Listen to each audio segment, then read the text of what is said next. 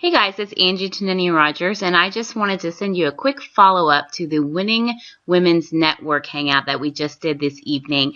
And yours truly was in there, so you want to make sure that you take a look at that hangout. The link is below. I actually was on the panel with about eight women total, including myself. 8 wonderful women, very inspiring women, and they were just there to talk about their experiences with DS domination, but better yet, the development and the personal gains from being part of the team that were on a unit of prosperity. And really, guys, the theme tonight was all of the women came on and talked about how, being part of DSD or unit of prosperity is really not about the money. What we're doing, the movement that we're creating, the excitement that we talk about, it's not about the money. On the hangout, you'll hear us talk a little bit about this, but personally, I wanted to say a little bit more. I was sharing the panel with 7 other absolutely fabulous women, and I didn't want to take up too much time because all of us have so much to say. But to my subscribers, I wanted to let you know a little bit more. Listen, as I talked about on the hangout, I still work full time.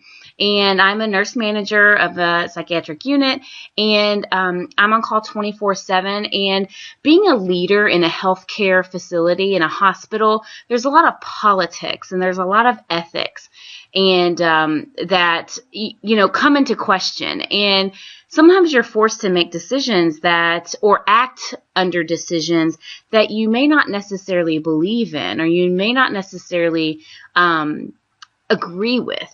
And so, part of my struggle is not about the money. And, my salary that I make at the hospital is a good salary. There are no complaints as far as that goes. So for me, truly, this isn't about the money. Me sharing this opportunity with you is not about the money for me. What it is, it's about freedom, really. That's what it's about. It's about freedom. Like I said, I have a good job. But at the end of the day, when I think about in the next 40 years, what kind of impact I will have made on the people closest to me. I'm not talking about the patients. I'm not talking about the staff that I supervise or manage. I'm not talking about the co-workers that I may, touch in some way positively. What I'm talking about is my family, my close sphere of influence, my children, my husband, my mom, my sister, my brother, my friends. Here's the struggle. Here's the struggle with working full time. You're working for somebody else. You're working under their rules. You're working within a mold that they create for you. What if you don't fit into that mold? What if their belief system does not jive with yours? That's something that is a very frequent situation that comes up, especially if you're a leader in a corporate world or, in my case, a healthcare world in a hospital. It comes up frequently where I have to implement policies or procedures that I don't necessarily believe in or agree with, or I have to ask that my staff follow a certain rule or deal with a particular patient or something like that doesn't quite feel right.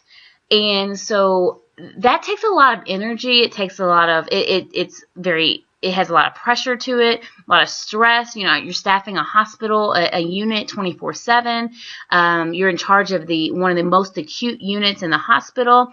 Even a bedside nurse, even a nurse that, because I was a bedside nurse too. I went in every day for my shift and went home. A 12-hour shift ends up being a 14 to 16-hour shift. How much energy are you really able to give to the people that you love once you get home? And think about it. If you work 3 12s in a row, which a lot of people do, you work 7 to 7. You get up at 5 o'clock to get there at 6:45 because you got to clock in. And then don't get off until 7:15, sometimes 8 o'clock, just because of the way that the shift has gone. and you get home and you've been gone for that long, and then you know what you have to do is turn right around in the morning and come right back and do the same thing again.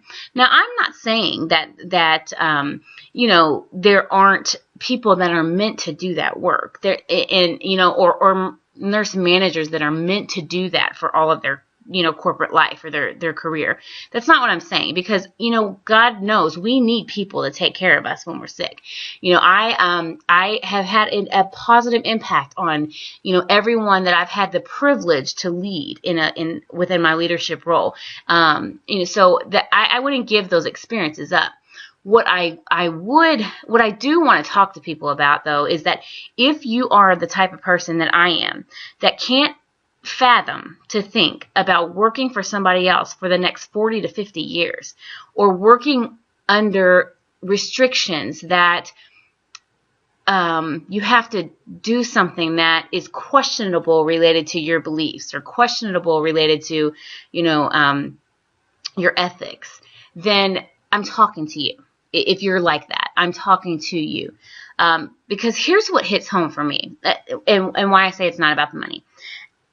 I can't live every day of my life coming home from a job that drains every bit from me, because that's what I have to do at work, to come home to my children and be too tired to play a game with my kid when he asks me if I can play Clue or play Sorry. You know, I don't want to be that mom that is too tired because I've given too much of myself to people that, you know, aren't going to be around my whole life. You know, people at work, they're going to move on. They're going to, you know, be promoted. They're going to go to school. They're going to go to other units.